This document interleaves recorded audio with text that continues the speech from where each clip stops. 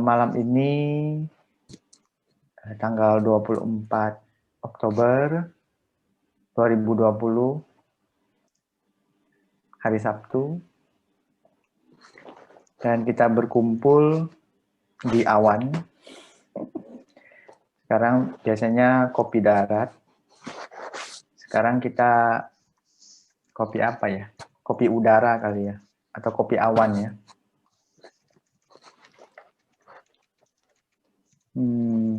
Jadi hari ini, malam ini kita berkumpul banyak anak-anak muda ya. Dan memang programnya kita desain untuk yang muda, walaupun saya sebetulnya tidak begitu muda lagi, tapi tenang aja, hati saya masih muda ya. Jadi jangan kecewa kalau misalnya ada yang hadir ya, karena di brosurnya disebut berusia antara 18 sampai 35 ya. Kalau saya ya sudah jelas lebih dari 35 ya. Tapi apalah artinya kadang-kadang sebuah angka gitu ya. Kamu yakin ya usiamu 35 gitu kan? Yakin? Yakinlah, sertifikat saya kan begitu. Kamu yakin sama sertifikatnya itu benar? Ya. Oke lah, kita tidak bicara usia, tapi malam ini para sahabat ya, para teman-teman, mohon bersabar, saya akan menyampaikan beberapa instruksi, beberapa pandangan agar kita bisa lebih mengerti latihan apa sih sebenarnya yang mau kita tawarkan. Ya, kalau misalnya Anda pernah ikut retreat ya, mindfulness atau meditation ya, meditasi ya, tradisi apapun ya, terserah, nggak apa-apa. Tapi di sini tradisi kita adalah yang namanya Pelang Firis. Guru besarnya namanya Zen Master Thich Nhat Hanh. Ya, Anda bisa Google nanti ya, cari tahu lebih banyak. Dan saya coba untuk sharing sepotong kecil latihan yang sering kita latih dan bagaimana kita bisa nanti berkelanjutan untuk berlatih ya. Jadi jangan cuma sekali saja ya. Nanti mungkin saya atau teman-teman dari Wake Up ya, namanya Wake Up ya, grupnya Wake Up. W itu W-A-K-E, wake up, atas ya, artinya bangun. Nanti barangkali mereka bisa undang lagi dan cerita lebih banyak apa itu Wake Up. Dan Wake Up ini berafiliasi dengan Pelang Firis yang latihannya fokus pada mindfulness.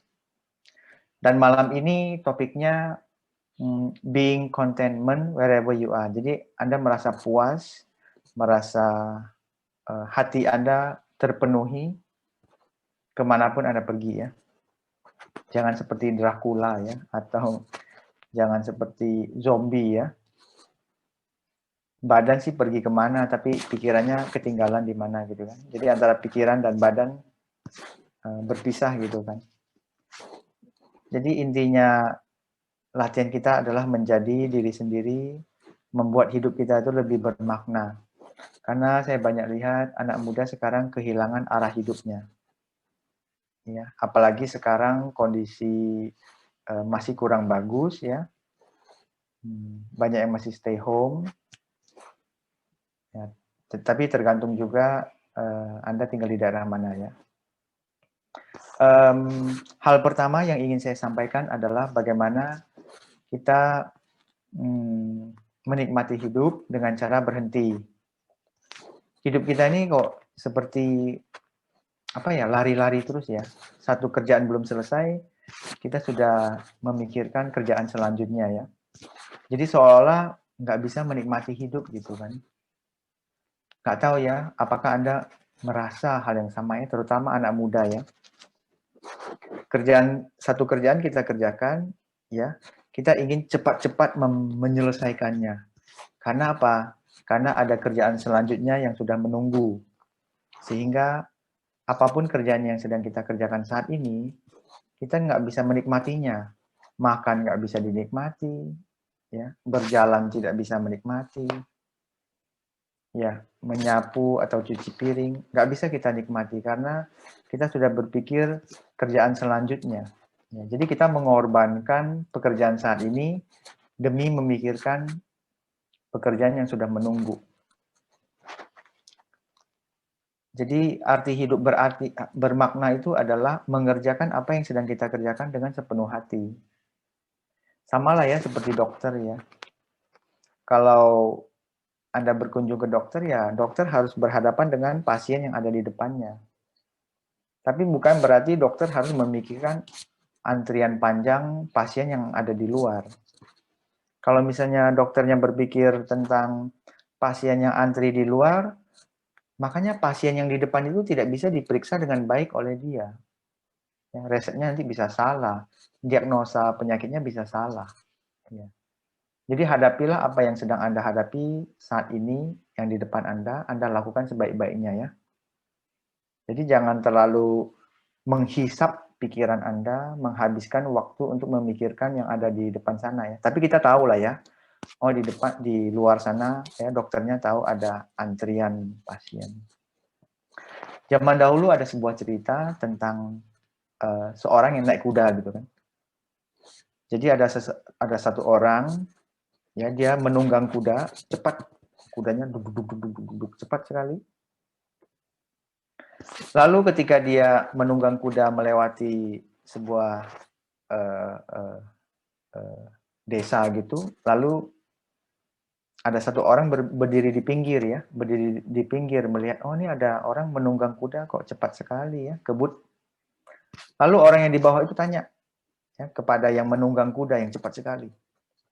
Hei, kau menunggang kuda mau kemana? Lalu yang sedang menunggang kuda ini karena saking rempong kali ya, dia jawabnya juga cepat. Gua nggak tahu, tanya aja sama kuda ini katanya. Ya, kamu coba bayangkan ada orang yang menunggang kuda, kebut dan cepat, lalu dia tidak tahu mau kemana. Dia bilang, udah tanya aja sama kudanya gitu kan. Ya. Jadi kuda ini dalam kisah tadi adalah kebiasaan-kebiasaan kita. Kita ini punya banyak kebiasaan. Kebiasaan saya yang baru adalah makan bubur. Kalau Anda mungkin makan nasi, makan mie, ya, makan apapun ya. Loh, kenapa makan bubur? Karena sakit gigi saya. Lagi ada behelnya ya. Bukan pamer ya. Hanya memberitahu aja. Kalau sebelumnya, ya saya suka makan nasi, makan mie, makan apa ya. Tapi karena sakit, sekarang saya punya kebiasaan baru. Terpaksa, ya sedikit terpaksa. Tapi saya juga harus menyesuaikan kondisinya ya. Lalu kita perlu cari waktu untuk mengidentifikasi kebiasaan-kebiasaan apa yang kita punya. Ya. Kalau tidak kita identifikasi, kita tidak tahu apakah ini kebiasaan baik atau tidak. Kebiasaan makan bubur ini baik atau tidak? Ya baik, karena gigi saya sakit. Nanti kalau udah nggak sakit lagi ya hajar aja ya, nasi padang, ya kue tiaw, kue tiaw goreng, atau ya nasi goreng lah, apa saja bisa ya. Jadi ini suatu kebiasaan yang perlu Anda periksa ya. Jadi mohon Anda bisa periksa. Lalu apa efeknya itu kebiasaan atau habit ini ya kepada kita? Syukur-syukur kalau itu kebiasaannya baik. Bagaimana kalau kebiasaan jelek gitu ya? Kebiasaan jelek contohnya suka menunda-nunda ya. Disuruh kerjakan satu, udahlah besok aja. Lagi malas hari ini, lagi mager ya. Atau harus cuci baju, atau harus ngepel, atau nyapu. Udahlah besok aja. Ketika besok sudah sampai, ya kita besok lagi lah, besok lagi. Sampai nggak tahu kapan ya mau dikerjakan. Jadi penting untuk mengidentifikasi kebiasaan Anda ada apa aja ya. Lalu saya juga merasa penting zaman sekarang kita perlu punya ilmu yang namanya saya sebut sebagai relax. Relax ini jangan Anda artikan sebagai malas ya. Barangkali saya bilang, oh hidup kita tuh harus relax ya, nggak usah nyapu, nggak usah pergi kerja ya. Sekarang lagi pandemi, ya tidak usah mengerjakan ini dan itu, tidak usah berbisnis dan sebagainya. Bukan, ya. Kadang-kadang orang pikir relax itu orang malas, tidak produktif. Ya, tapi itu benar sedikit saja menurut saya. Ya. Zaman sekarang nih banyak orang yang terlalu workaholic. Workaholic itu ya kerjanya sampai, saya ada teman ya, dia kerja di satu perusahaan besar, mentang-mentang sekarang kerjanya work from home, ya terutama yang di Jakarta ya, yang domisili di Jakarta, mentang-mentang work from home itu bosnya atau direkturnya itu kayak 24 jam itu menteror dia terus, suruh kerja ini, kerja itu, bereskan ini, bereskan itu. Yang biasanya kalau kita ke kantor mungkin dari jam 9 sampai jam 5 kali ya. Sekarang jam 9 malam dia juga WA, dia juga kirim line, dia juga suruh meeting pakai Zoom dan sebagainya. Saya kadang-kadang tuh merasa kasihan sama yang kerja ini akhirnya jadi budak. Budak ya namanya. Budak kantor ya. Tapi gimana? Saya kan disuruh digaji, didapat salary, disuruh kerja. Ya manusiawi sedikit gitu kayak ya jangan apa ya. Saya pikir sekarang kayak eksploitasi ya.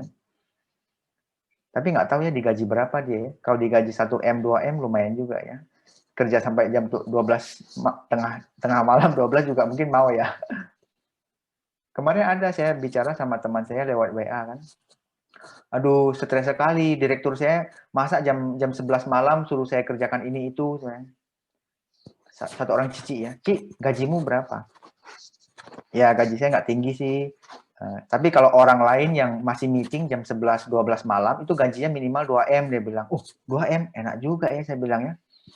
Kalau digaji 2M, kamu disuruh gitu, mau nggak? Mau lah, katanya. Oh, bagus ya. Digaji 2M, nanti setor ke rumah sakit 4M, tekor, saya bilang. Ya sama aja kan. Ya, jadi bukan berarti saya suruh Anda malas-malas ya, tapi kadang juga harus dikomunikasikan manusiawi gitu ya. Dan Anda tuh harus menikmati waktu tidak bekerja. Waktu bekerja ya Anda bekerja. Jangan waktu tidak bekerja Anda diteror sama bos, ya disuruh kerja juga.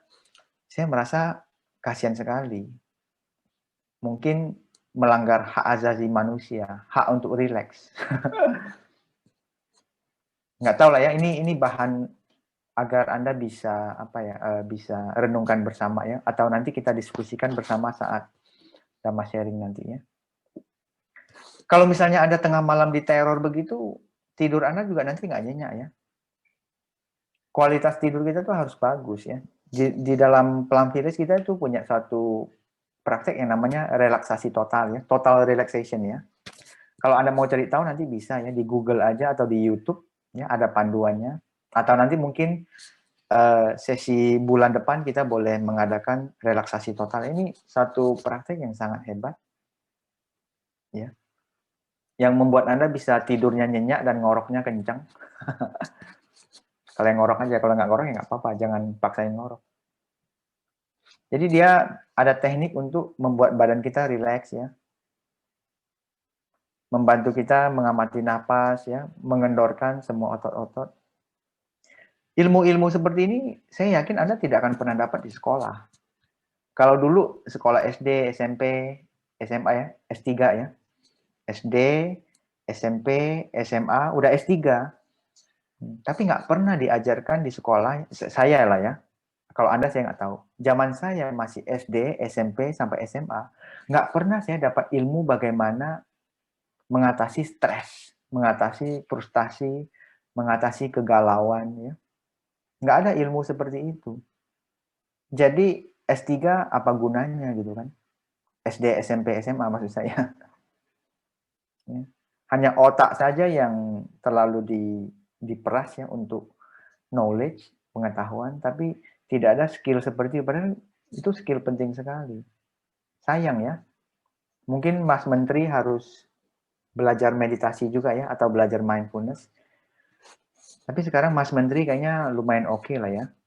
Saya lagi menunggu kapan Mas Menteri mengumumkan, mari sekarang sekolah kita terapkan mindfulness, ya kita mulai mempelajari meditasi ya. Tapi Anda jangan takut ya. Bukan berarti saya ini mau convert Anda jadi Buddhis ya. Maaf ya kalau misalnya ada yang non Buddhis di sini ya. Meditasi itu menurut saya universal. Cuman kadang memang kalangan Buddhis aja banyak yang pakai, akhirnya dia diasosiasikan ini adalah prakteknya Buddhis. Anda nggak usah harus jadi Buddhis untuk praktek meditasi. Anda tidak harus menjadi Buddhis untuk breathing in, breathing out, ya, menyadari napas, menyadari napas masuk dan keluar, ya, yang seperti di pandu Sister Diana tadi kan, dia ngebel, dia pandu, kasih kata kunci, ya. You don't need to be a Buddhist to practice meditation, gitu kan. Jadi teknik relaksasi total bisa membantu Anda rileks ya. Nanti barangkali ada kesempatan lain kita bisa introduce ya, memperkenalkan. Jadi ketika Anda tidur itu kualitasnya bagus. Besok pagi bangun segar. Ya. Daripada ada orang tidur sudah 7-8 jam tapi bangun pagi nggak segar, malah lelah. Karena isi tidurnya itu mimpi semua. Jadi lelah jadinya ya. Jadi bagaimana mengolah pikiran, menggunakan teknik relaksasi total untuk menghasilkan kualitas tidur yang bagus itu penting. Tapi zaman sekarang anak muda itu aneh. Ya. Justru jam segarnya dia itu adalah jam 2 pagi, jam 3 pagi, bahkan jam 4 pagi. Ya. Itu namanya terbalik. Ya. Siang jadi malam, malam jadi siang gitu kan. Siang seharusnya dia bekerja tapi loyo gitu kan. Karena begadang ya. Cintailah badanmu, ya, janganlah sering-sering begadang. Ya. Love yourself, ya. Love your body also, ya. Badanmu ini cuma satu. Jadi saya berharap bisa demikian dengan kekuatan mindfulness, ya.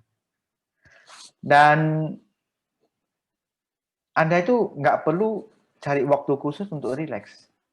Now is the time. Now is the right time. Sekaranglah waktunya yang paling tepat. Tadi saya ikut juga ya Sumiko ya. Thank you sekali ya untuk menyanyikan lagu ya. Breathing in, breathing out. Lagu itu membuat kita relax. Ya. Juga terima kasih kepada Evelyn tadi ya. Saya belum kenal Evelyn. Salam kenal Evelyn. Dia juga nyanyikan lagu. Thank you ya. Mendengar aja telinga saya udah berkoordinasi sama otak saya. Relax ya. I have arrived. I am home gitu kan. Breathing in, breathing out. Mendengar aja sudah membuat saya menjadi lebih tenang, sudah menjadi lebih rileks. Ya, kita pakai cara-cara yang kontemporer, yang sederhana. Gitu. Dan Anda tidak perlu harus pergi ke China, pergi ke Amerika, atau pergi ke Prancis, atau ke Menara Eiffel untuk rileks. Anda tidak usah ke puncak, Anda tidak usah ke Brastagi, atau ke Sibolangit. Anda tidak perlu ke mana ya, Bali, untuk rileks. Now is the time to relax. I'm telling you, relax. Tadi Liana ada bilang ya bahu, ya, yang kalau nggak relax ya boleh di massage atau apa gitu kan. Napas juga relax saya. Jadi napas itu salah satu cara bisa buat Anda relax ya. Jadi Anda bisa menggunakan teknik-teknik yang tadi disampaikan Liana tadi untuk membantu Anda lebih self-centered ya, hadir di sini, menenangkan, merilekskan badan. Caranya gampang, tarik napas panjang, hembuskan napas panjang, ya. Tarik lagi, ya, hembus lagi. Anda lakukan beberapa kali, ya. Dan Anda sudah bisa merasakan ada bagian badan-badan Anda mulai rileks. Ya, jadi kalau mau mindfulness, mau praktik mindfulness, fondasi paling dasarnya adalah Anda bisa merilekskan badan. Ya. Mindfulness tidak akan punya efek apapun kalau badan Anda masih tension gitu atau tegang ya. Jadi tugas pertama tadi diminta untuk relax dulu. Dari nyanyi, dari napas ya, panduan meditasi, demikian caranya ya. Jadi nanti kita masih punya waktu banyak untuk mengeksplor, mencari tahu lebih banyak lagi. Guru saya, Bante Thich Nhat Hanh, ya, Zen Master Thich Nhat Hanh suka cerita tentang seekor rusa. Kalau rusa ini, rusa tahu ya, deer ya, rusa ya. Rusa ini kalau dia mungkin terluka gitu kakinya ya.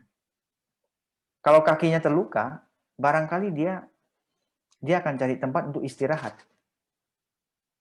Dia tidak akan sibuk untuk pergi cari makanan atau berjalan sana berjalan sini ya. Karena dia tahu penting untuk menyembuhkan lukanya. Cara menyembuhkan luka gimana? Istirahat, rest. R-E-S ya, rest namanya ya. Saya pernah bilang ke teman saya, my dear friend, take a rest. Ya, istirahatlah, sahabatku, selagi bisa. Take a rest, my friend, before you rest in peace. Rest in peace tahu ya. Orang kan, udah saya lagi sibuk, tidak ada waktu untuk istirahat. Ya, nanti di istirahat terakhir aja ya. Istirahat selamanya katanya, makanya rest in peace ya. RIP. Kalau nunggu rest in peace ya terlambat sudah. Ya. Terlambat menurut saya. Jadi ketika waktu untuk istirahat ya Anda pergunakan untuk istirahat. Jangan pantengin Instagram aja terus. Atau sibuk scroll TikTok-nya. Seru ya TikTok-nya ternyata ya. Saya juga ada akunnya. Fake account tapi ya. Anda nggak akan tahu akunnya apa. Ya, sorry ya. Hanya buat lihat-lihat aja. Ada juga loh yang bermanfaat loh ya. Tips ya. Bagaimana hemat energi ya. Bagaimana menguruskan badan ya. Ada itu tips dan triknya bagus juga loh ya. Tapi nonton yang bagus, jangan nonton yang jelek-jelek ya. Ada yang joget-joget lagu-lagu. Ada juga sih yang lucu juga ya. Tapi kadang-kadang kalau sudah itu bisa agak lama jadinya, wasting time jadinya. Jadi you have to know when is enough. Kapan cukup. Nah, ini paling susah ini. Ya. Kalau Anda nggak pernah merasa cukup, ya selamanya nggak pernah cukup. Ya, jadi know when is enough. Nah, itu adalah yang cocok menurut saya. Ya, relax juga harus di di dosis yang cukup. Kalau overdosis relax, itu malas namanya. Overdosis rajin, ya burnout, ya stres, galau, capek, frustasi. Jadi segala sesuatu itu kalau lebih, overdosis orang bilangnya, itu semuanya jadi masalah. Jadi balik lagi ke cerita ke rusa tadi kalau dia luka, dia cari tempat yang aman, ya, dia istirahat, karena apa? Badan dia itu punya kemampuan untuk menyembuhkan dirinya. You have the capacity to heal yourself. By take a rest before you rest in peace. Ya gitu ceritanya. Kita manusia punya kapasitas untuk menyembuhkan diri ya. Menyembuhkan luka badan, bahkan menyembuhkan luka hati juga bisa.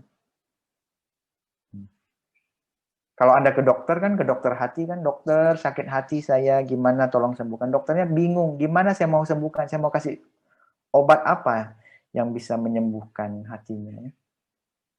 Dokternya bingung juga nanti ya. Dan zaman sekarang banyak orang yang kehilangan kapasitas untuk menyembuhkan diri. We lost the capacity to heal ourselves. Dan sekarang dunia barat, Eropa, Amerika, di mana-mana, ya.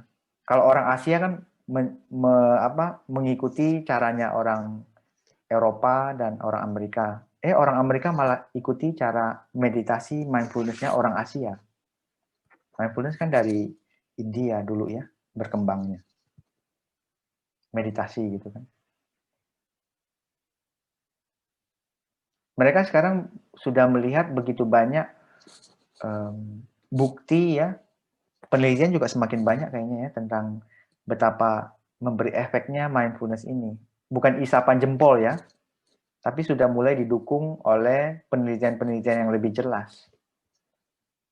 Ya, bukan sesuatu yang meditasi, mindfulness ke gunung, ke gua gitu, bukan begitu lagi. Lalu caranya pelampiris ini lebih kontemporer, lebih apa ya, lebih modern ya. Kita pakai teknik napas ya, karena napas kita ini adalah sesuatu yang sangat penting. Karena napas ini berkaitan sama seluruh hidupmu. Bahkan pertama kali lahir, tugasmu pertama adalah napas. Bukan makan, bukan tidur, bukan buang air, bukan. Tugas paling pertama adalah napas. Ya. Kalau nggak napas ya nggak bisa hidup ya. Jadi napas ini sangat berkaitan sama hidup. Napas ini memberitahu Anda banyak hal-hal yang terjadi dalam pikiran, perasaan, dan badan Anda. Nah sekarang saya mau minta Liana bantu saya untuk membunyikan, mengundang ya. Kita sebutnya mengundang ya. Dia ada lonceng, ada genta namanya, terus ada sticknya ya. Ada orang bilang dipukul aja, oh jangan dipukul, violence gitu ya, agak kekerasan. Kita sebutnya mengundang. Jadi saya mau Anda mendengarkan suara lonceng yang diundang oleh Liana sebanyak 3 kali. Saya mau Anda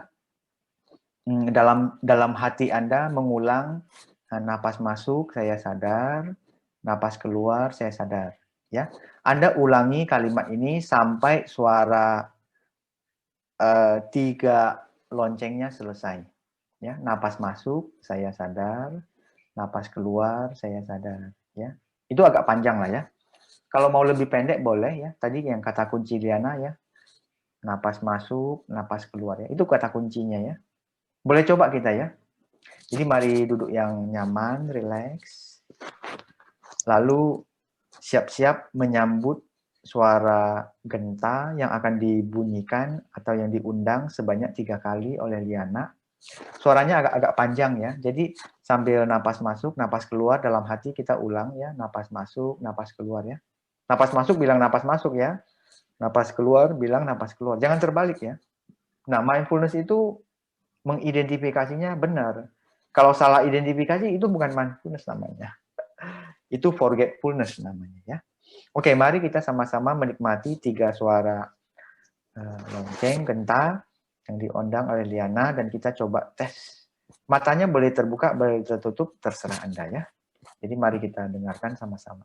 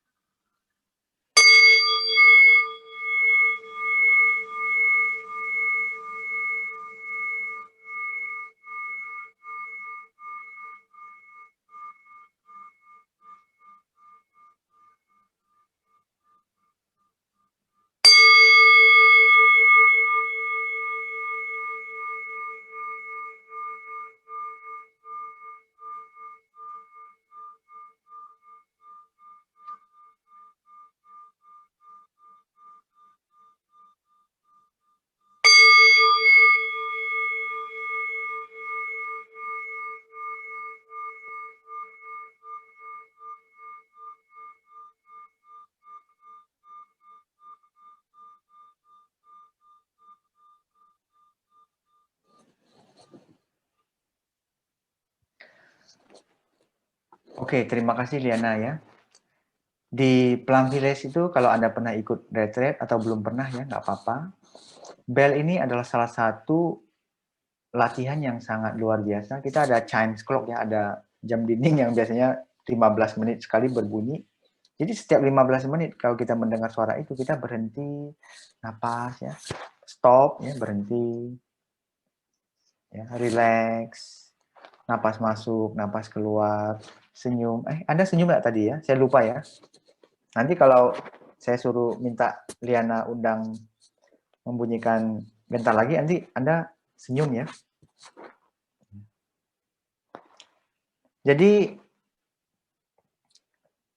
Anda juga bisa mengetahui banyak hal-hal yang terjadi dalam pikiran, perasaan, dan badan melalui napas. Contoh yang paling sederhana adalah ketika Anda marah, napas Anda pasti tidak beraturan dan cepat. Pendek, cepat. Ya. Jadi Anda tidak usah tanya orang, apakah Anda lagi marah atau tidak. Gitu kan. Tapi tanya kepada napas Anda, perhatikan kepada napas Anda, you got the answer. Anda akan dapat jawabannya. Atau Anda lagi cemas gitu kan. Semuanya berkaitan sama napas Anda. Jadi napas Anda akan selalu terjadi perubahan. Jadi perasaan cemas, perasaan stres, frustasi Anda itu mempengaruhi napas. Coba Anda cari tahu nanti ya. Lalu sekarang kita dari tradisi Pelampides, kita dari mindfulness, dari sisi komunitas berlatih mindfulness ini mau mengajarkan Anda bagaimana mempengaruhi badan, perasaan, dan pikiran Anda lewat napas Anda. Tadi kan terbalik ya. Perasaan cemas mempengaruhi napas ya. Sekarang kami mau mengajak Anda semua mempengaruhi perasaan Anda lewat napas. Tarik napas panjang, hembus napas panjang, relax. Ini namanya menggunakan napas mempengaruhi suasana batin Anda, suasana perasaan Anda. Ya. Hujan di luar atau sesuatu yang terjadi di luar banyak yang tidak bisa kita kendalikan. Tapi apa yang terjadi di dalam hati kita, di dalam batin, di dalam pikiran, bisa kita kendalikan. Bisa kita atur, bisa kita setel. Ya, saya istilahnya setel ya. Kalau tadi kayaknya Evelyn tadi main ukulele kayaknya ya. Kayaknya iya ya. Kalau ukulele ini kalau dimain terus, dia akan fales. Jadi harus disetel. Pikiran Anda, perasaan Anda, badan Anda juga perlu disetel. Ya. Jadi rajin-rajinnya setel sehingga hidup Anda tuh jadi lebih bahagia. Ya. Setelah disetel, Anda bisa menyembuhkan luka batin Anda. Jadi perlu disetel, tapi harus disetel dengan benar, jangan sembarang setel ya. Salah setel ya error juga nanti ya. Cara paling aman, kunci paling utama adalah napas. Napas bisa menyetel dia menjadi lebih bagus, lebih netral, lebih stabil. Ya. Dan kalau Anda mau cari tahu lebih banyak, Anda juga boleh, zaman sekarang kan udah berkembang ya, ada aplikasi namanya Pelampides application. Anda bisa download di Play Store ya. Atau di apa ya? Di iOS namanya apa ya? Lupa saya. Ya itulah. Anda bisa coba ya. Nanti bisa diperkenalkan ya. Jadi Anda bisa baca lebih banyak, cari tahu. Di sana juga banyak. Ya. Lalu sebetulnya dari tadi saya bicara mindfulness itu sebenarnya apa sih? Ya kalau Anda mau baca teorinya banyak sekali. Tapi susah saya jelaskan ya. Saya cuman mau pakai kalimat yang paling sederhana bahwa mindfulness itu adalah pikiran yang rileks yang hadir di sini dan saat ini. Sekali lagi, pikiran yang rileks hadir di sini dan saat ini. Terlepas dari masa lalu, terlepas dari masa depan. Ya.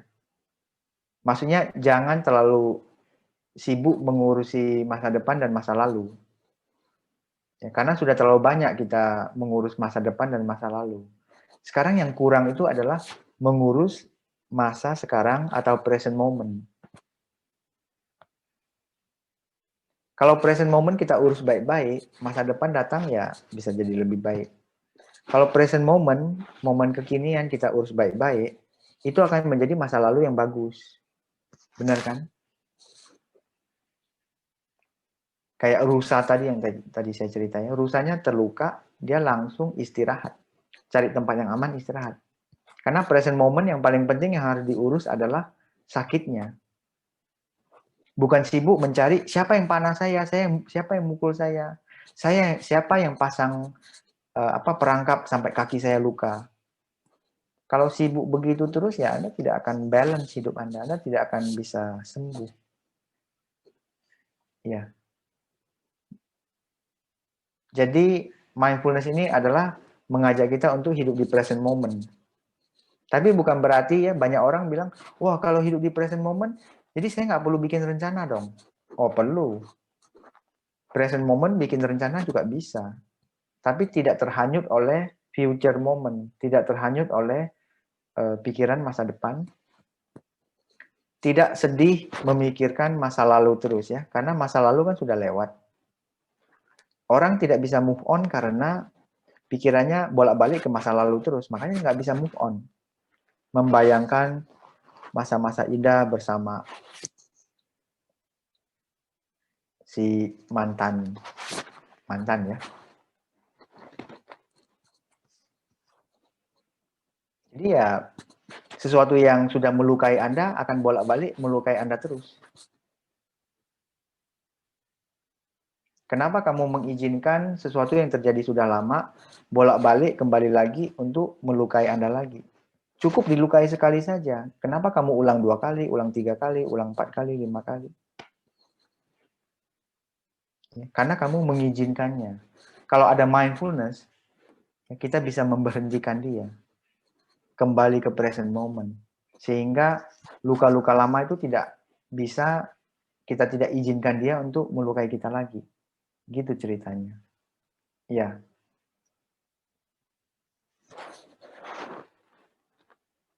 Lalu, saya mau mengajak Anda untuk coba lagi lah ya. Saya mau kasih beberapa teknik yang ini. Sekarang saya mau Anda semua ikuti saya ya. Saya mau Anda coba tunjukkan tangan Anda, tangan kanan. Oke. Ayo. Saya belum lihat. Yang nggak nyalakan itu nggak apa-apa juga lah ya. Tunjukkan tangan Anda. Anda taruhkan di bagian taruh tangan Anda di perut Anda. Letakkan tangan Anda di perut.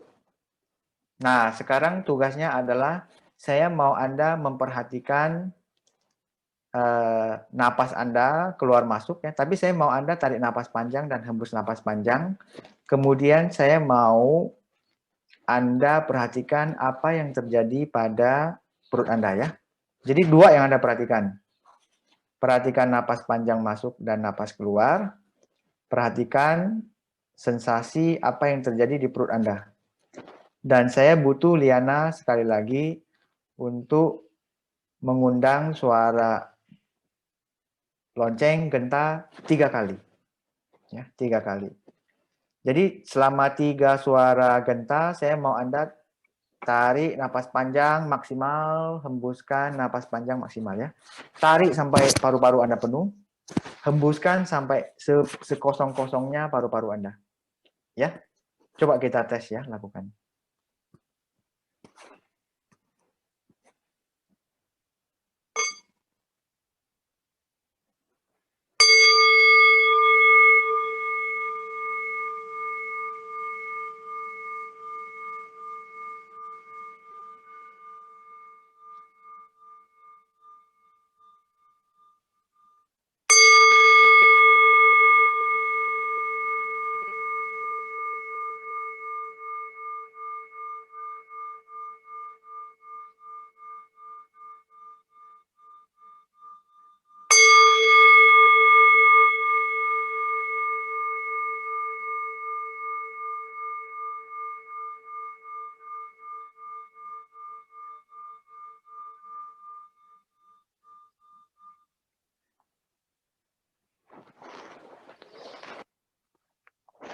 Oke, Anda boleh letakkan tangan Anda dan relax ya.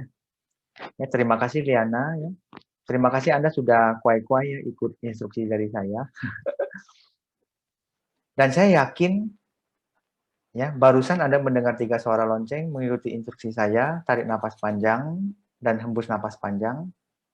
Saya yakin sekali Anda bisa merasakan bahwa tangan Anda bisa merasakan ada sensasi naik dan turun. Jadi itu barusan adalah namanya meditasi mindfulness berkaitan sama napas yang dikombinasikan dengan perhatian kembang kempesnya perut. Ya. Karena ketika Anda tarik napas, perut Anda seolah ngembang sedikit. Ketika Anda menghembuskan napas sampai kosong, ya, paru-paru kosong, nggak kosong-kosong banget lah ya, perut Anda akan turun. Nah itu adalah mindfulness. Ya, sederhana. Anda harus hadir di sini dan saat ini present moment untuk mengamati, merasakan gejala yang terjadi saat ini. Dan ketika Anda meluangkan waktu cukup panjang melakukan teknik seperti ini, napas atau memperhatikan kembang kempesnya perut, perasaan Anda akan menjadi stabil. Aneh, bin ajaib. Ya, kalau Anda lagi galau, lagi stres, lagi frustasi, coba teknik ini. Ya, kalau 3 bel kurang ya mungkin 9 bel ya. Kalau nggak punya bel nggak apa-apa. Taruh aja tangan di perut. Tapi jangan kelihatan orang ya. Nanti orang pikir, ini orang lagi ngapain nih pegang perutnya. Ya. Tadi saya pegang perut juga. Ya, terasa lapar tadi. Pengen makan kayaknya. Ya. Katanya ada yang lapar nggak di sini ya? Jadi itu masih banyak teknik yang bisa kita kombinasikan dengan napas ya. Napas dengan perut, napas dengan mendengar ya. Tadi indera Anda, telinga mendengar suara. Hidung Anda merasakan ada udara keluar masuk. Perut Anda bisa merasakan kembang kempes. Gejala-gejala seperti ini, gejala present moment, adalah gejala yang paling kurang kita perhatikan. Makanya hidup kita kurang balance, kurang stabil ya. Jadi sekarang kita mau meluangkan waktu untuk membuat hidup kita lebih balance dan lebih stabil. Dan caranya adalah menggunakan napas sebagai pintu gerbang utama ya untuk menstabilkan perasaan Anda, menstabilkan pikiran, ya, menstabilkan badan Anda. Ya. Jadi ini beberapa teknik ya. Nah, ini namanya memindahkan stres atau galau ke napas. Ya, memindahkan stres atau galau ke kembang kempesnya perut. Jadi memindahkan pikiran-pikiran negatif, perasaan tidak nyaman ya ke sesuatu yang netral. Napas masuk, napas keluar kan netral ya. Anggap aja itu air mineral lah ya, atau air tawar ya. Ketika air tawar dimasukkan ke dalam air racun, tingkat keracunannya itu berkurang. Tingkat galau Anda, tingkat stres Anda itu berkurang. Jadi hanya melalui napas sebetulnya bisa membantu Anda. Makanya kalau sering-sering rajin mempraktikkan napas, ya Anda bisa mengatasi kegalauan, keresahan, burnout, stres lebih cepat. Tapi jangan berharap stres itu nggak datang lagi. Jangan berharap. Karena itu pasti datang lagi. Yang penting adalah kita punya cara untuk mengatasinya. Itu lebih penting menurut saya. Ya, jangan berharap masalah tidak datang lagi. Ya, tapi kalau ada masalah ya kita punya cara untuk menghandle-nya dia. Kalau nggak mau stres lagi, tidak mau galau lagi, gimana? Ya mati aja. Mati ya, gimana ya? Nggak ada lagi ya perasaannya. Ah, sorry ya, bercanda. Just kidding ya. Selama kita hidup, pasti ada masalah. Selama kita masih hidup, masih ada napas, kita bisa menggunakan napas untuk mengatasi semua itu. Ya, saya pikir cukup beberapa sharing ya. Semoga nanti kita akan mengadakan acara selanjutnya. Semoga nanti ada teman-teman lain, brother, ya, atau siapa nanti, sister, atau yang lain akan ikut melanjutkan sharingnya tentang pelampiris, tentang mindfulness, tentang meditasi. Apa yang bisa kita lakukan selanjutnya ya, untuk membuat hidup kita lebih bermakna, membuat hidup kita lebih bahagia minimal ya, membuat hidup kita lebih relax, membuat hidup kita lebih at ease gitu ya. At ease tahu ya, nyaman, santai, relax ya, terus awake gitu ya. Makanya kita sebutnya ini program wake up ya. Membuat Anda lebih terbangun, lebih terjaga, dan lebih sadar ya. Terima kasih atas perhatian Anda. Terima kasih sudah bersabar mendengarkan cerita-cerita ngalor ngidul dari saya. Semoga bermanfaat ya. Selamat malam dan kita akhiri dengan mungkin satu lagi suara lonceng dari Liana. Dan kali ini saya mau Anda napas, lalu senyum. Oke? Terima kasih.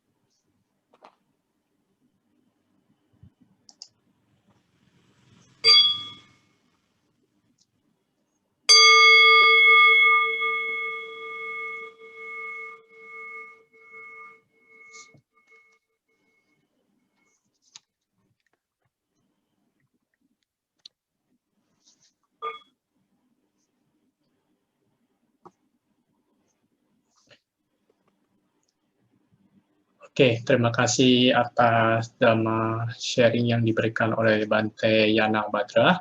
Sebagai ucapan terima kasih,